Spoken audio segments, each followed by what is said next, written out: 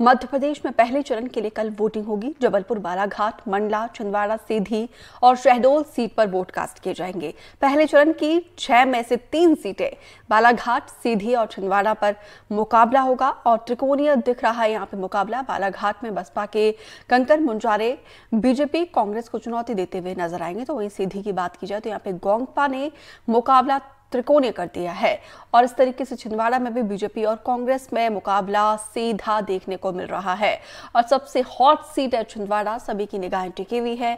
एकमात्र ये सीट छिंदवाड़ा जिसको ढहाने के लिए बीजेपी की तरफ से पुरजोर कोशिश की जा रही है।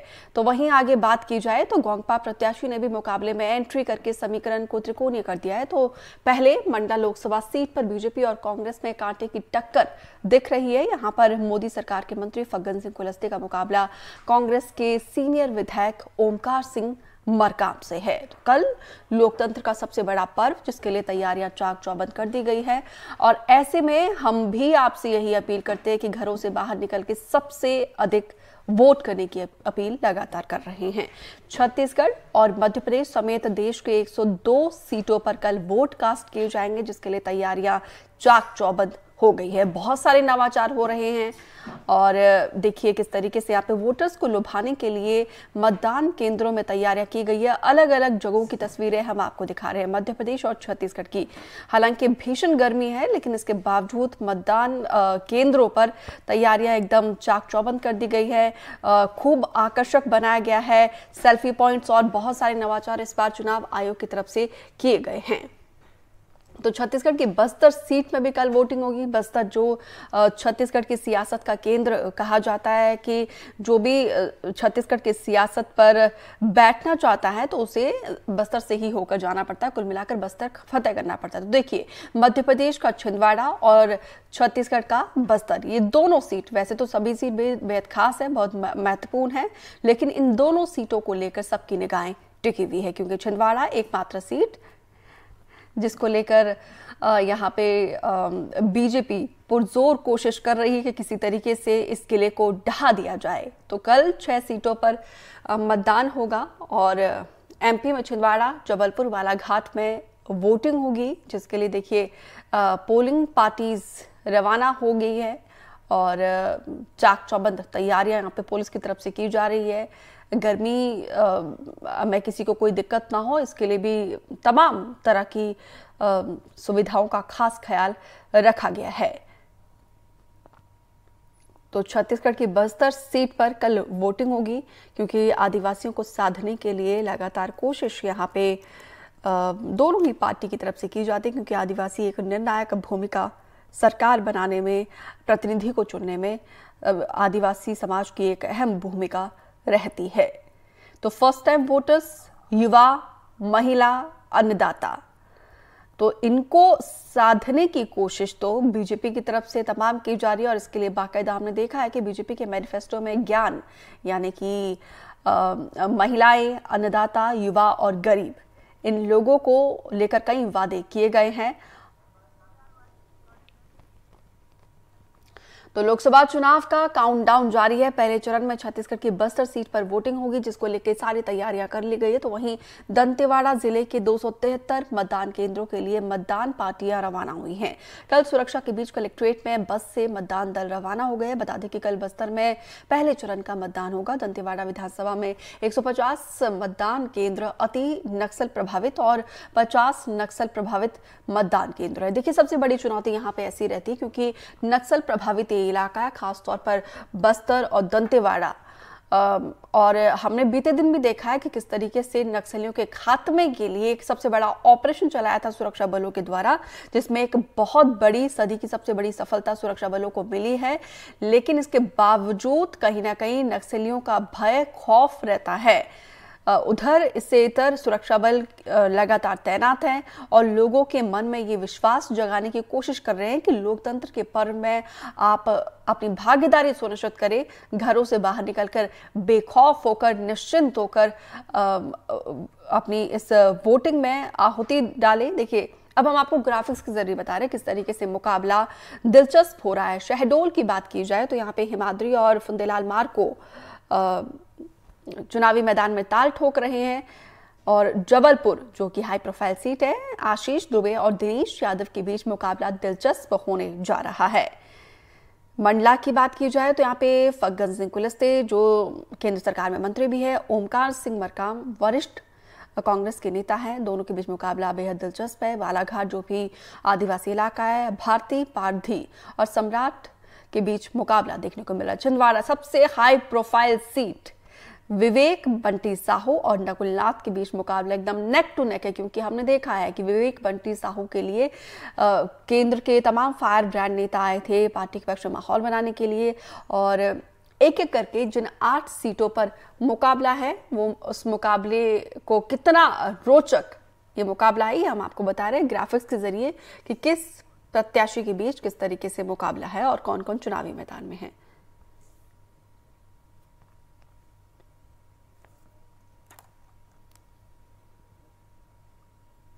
आज 270 मतदान केंद्रों के लिए आज यहाँ से दलों की रवानगी है। 3 मतदान दल हमारे जो कि हेलीकॉप्टर से जाने थे वो कल जा चुके हैं, और इनके लिए सभी लोगों के लिए हम लोगों ने करीबन 10 से 12 जगह से हम अलग अलग वितरण कर रहे हैं।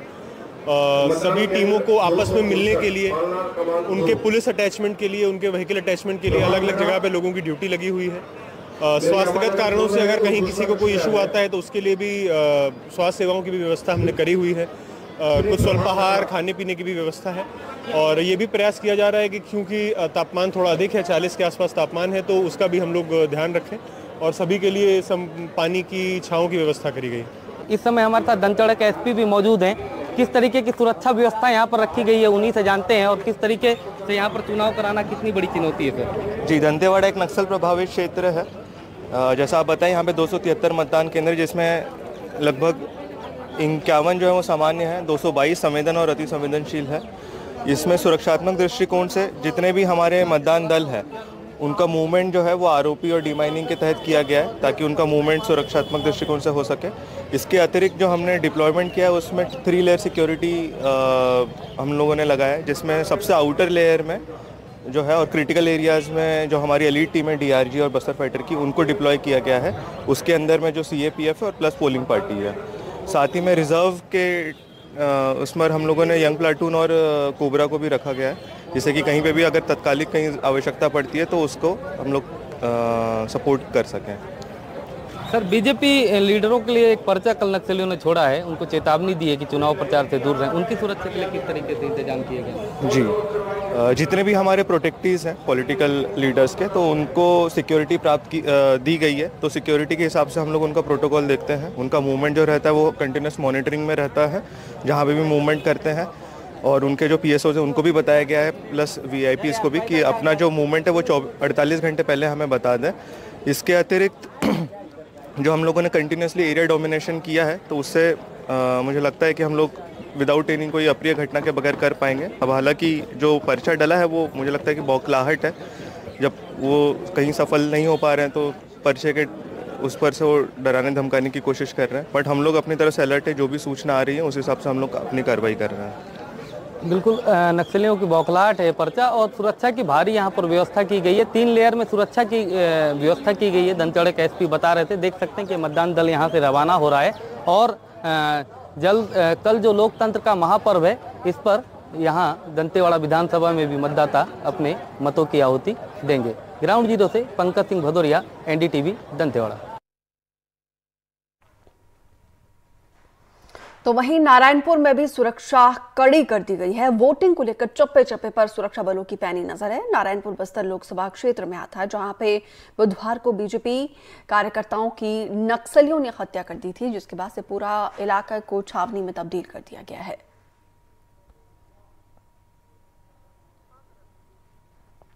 तो नारायणपुर में भी कहीं ना कहीं नक्सल का प्रभाव रहता है, नक्सलवाद का। और यहाँ पर देखिए, जमीन से लेकर आसमान तक सुरक्षा बलों का पुख्ता पहरा नजर आ रहा है। हालांकि सीसीटीवी के जरिए भी निगरानी रखी जा रही है। तो कल के दिन को लेकर तैयारियां एकदम चाक चौबंद कर ली जा रही है। तो नक्सलियों की रणनीति को समझने में और आसान होगी, और बस्तर की लोकसभा सीट कितनी महत्वपूर्ण है। यहाँ पे महेश कश्यप जो फर्स्ट टाइम पहली दफा लोकसभा चुनाव लड़ रहे हैं। कवासी लखमा कोंटा से लगातार 6 बार विधायक रहे हैं। कांग्रेस के आदिवासियों के बड़े नेता हैं, हमेशा से आदिवासियों की आवाज को बुलंद करते रहे हैं, अपना उनका अलग अंदाज है। और कल बस्तर के लोकसभा सीट पर वोट कास्ट किया जाएगा। फिलहाल आपको बता दें कि सिटिंग जो एमपी है वो कांग्रेस की तरफ से है, दीपक बैज। छिंदवाड़ा मध्य प्रदेश की सबसे हॉट सीट बनी हुई है, जिस पर कल वोटिंग होगी। मतदान को लेकर सारी तैयारियां करीब करीब पूरी कर ली गई है। पोलिंग पार्टी अपना अपना सामान लेकर पोलिंग बूथ के लिए रवाना हो रहे हैं। तो देखिए, छिंदवाड़ा सबसे मजबूत किला कांग्रेस का माना जाता है और इस किले को ढहाने के लिए जब 2023 के विधानसभा चुनाव के रिजल्ट आए थे, उसके बाद से ही बीजेपी इस किले को ढहाने के लिए अलग अलग रीति, नीति और रणनीति के तहत आगे बढ़ती रही है। और यहाँ पर हमने देखा है कि आखिरी दिनों में चुनाव प्रचार के केंद्र की तरफ से गृह मंत्री अमित शाह आए थे यहाँ पे विवेक बंटी साहू के पक्ष में माहौल बनाने के लिए, और तमाम फायर ब्रांड नेता लगातार ताबड़तोड़ प्रचार कर रहे थे। सूबे के मुखिया ने भी यहाँ पे कमान संभाली हुई थी और लगातार तमाम कैबिनेट मंत्री कैलाश विजयवर्गीय, उनका भी ये कहना था कि इस बार जीत सुनिश्चित है छिंदवाड़ा में। पूरे आत्मविश्वास के साथ अब बीजेपी के तमाम दिग्गज यहाँ पे जीत का ताल ठोक रहे हैं। और यहाँ पर देखिए, फिर से कल यहाँ पे प्रत्याशियों की किस्मत ईवीएम में कैद होगी। फिर 4 जून को रिजल्ट आएगा। फिलहाल कल के दिन को लेकर तैयारियां पूरी चाक चौबंद हो गई है। पोलिंग पार्टी के रवानगी होते हुए उस वक्त की तस्वीरें भी हम आपको दिखा रहे हैं। गर्मी भीषण है, लेकिन इसके बावजूद यहाँ पे प्रशासन की तरफ से तमाम चाक चौबंद व्यवस्था की गई है। मेडिकल की टीम भी तैनात है और जगह जगह पर पानी के पीने की व्यवस्था कर दी गई है और बाकायदा धूप से बचने के लिए वहां पे छांव का भी इंतजाम किया गया है। वोटर्स को कोई परेशानी ना हो, इसलिए प्रशासन की तरफ से तमाम तैयारियां पूरी कर ली गई है। जो अति संवेदनशील बूथ है वहां पे और ज्यादा निगरानी सख्त की गई है। शहडोल, हिमाद्री सिंह और फुंदेलाल मार को जो अपनी अलग पहचान के लिए जाने जाते हैं, जबलपुर आशीष दुबे और दिनेश यादव के बीच मुकाबला एक बार फिर से यहाँ पे देखने को मिल रहा है। मंडला जो आदिवासी इलाका है, फग्गन सिंह कुलस्ते, ओमकार सिंह वरकाम दोनों ही अपने अपने पार्टी के मजबूत दावेदार है। और बालाघाट में भारती पारधी और सम्राट सारस्वत के बीच मुकाबला होगा।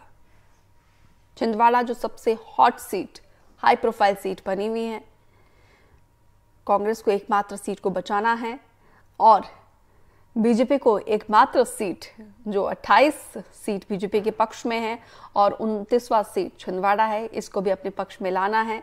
बीजेपी पूरी कोशिश कर चुकी है और कल दोनों ही प्रत्याशियों की किस्मत ईवीएम में कैद होने जा रही है। तो कल का दिन बेहद खास।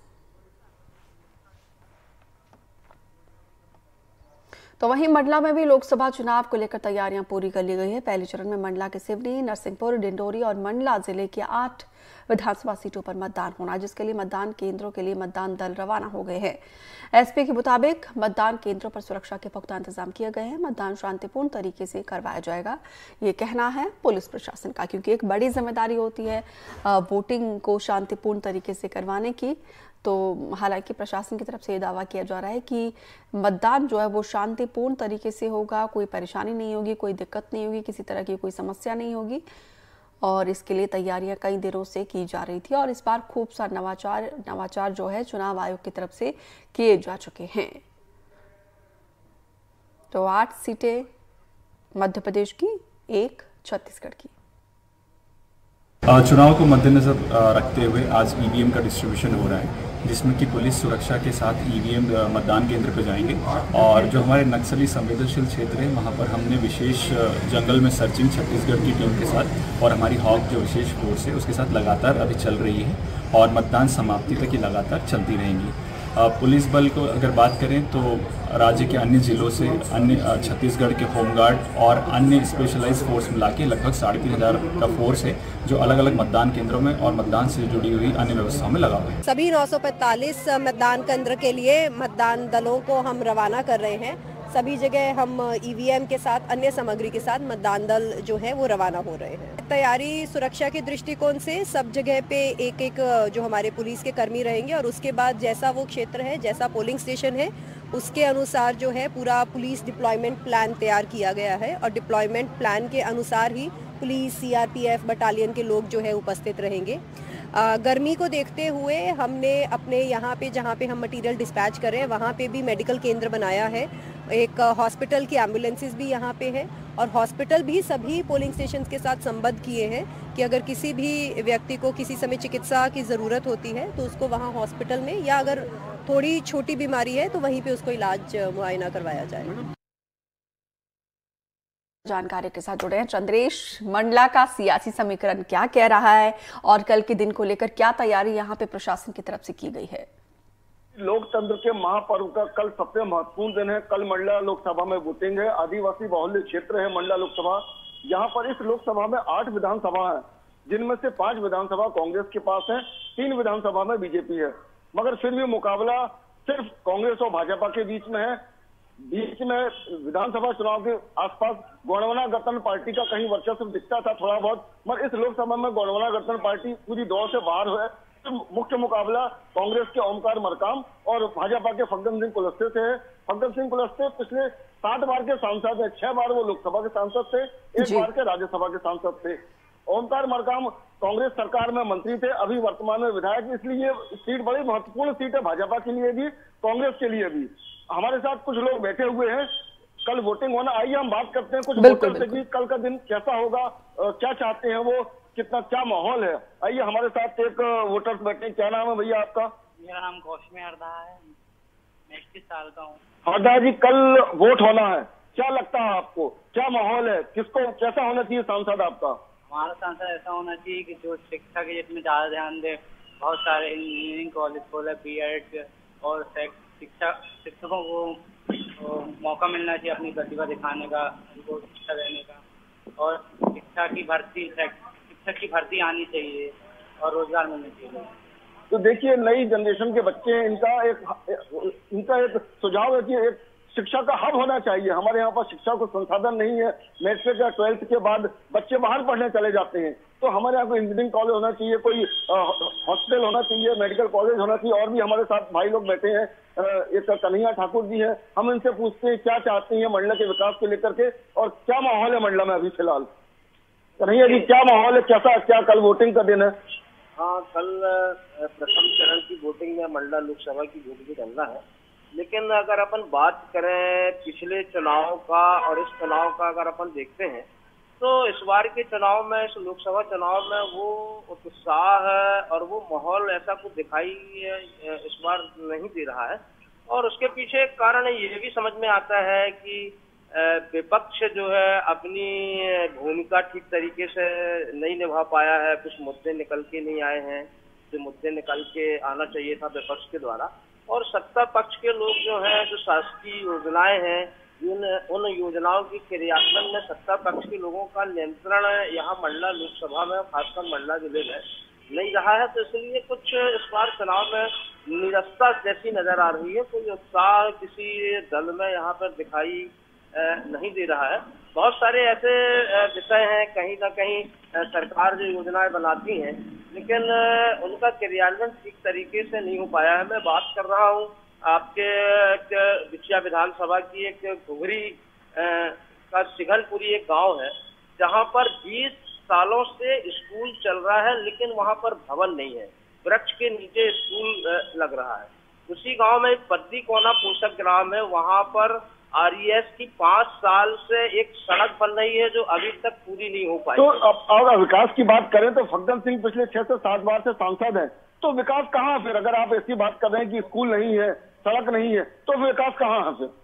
देखिए, सरकार ने तो ये सारी चीजें लाई हैं, पैसे सैंक्शन हुए हैं, लेकिन विपक्ष का भी दायित्व रहता है कि जहां कहीं पर ऐसी अनियमितताएं हैं तो उसे वो सड़क पर लेके आए, ज्ञापन दें, धरना आंदोलन करें, तो कहीं ना कहीं जिस तरह से अगर सत्ता पक्ष का नियंत्रण नहीं है तो विपक्ष भी सोया रहा है। इसलिए बहुत तो क्या लगता है आपको माहौल किस तरफ है? कल वोटिंग होना है, क्या लगता है आपको किसका पल्ला भारी है? यहाँ पर तो मुझे पूरा सस्पेंस बना हुआ है। मतदाता मंडला जिले का, मंडला लोकसभा का मौन दिखाई दे रहा है।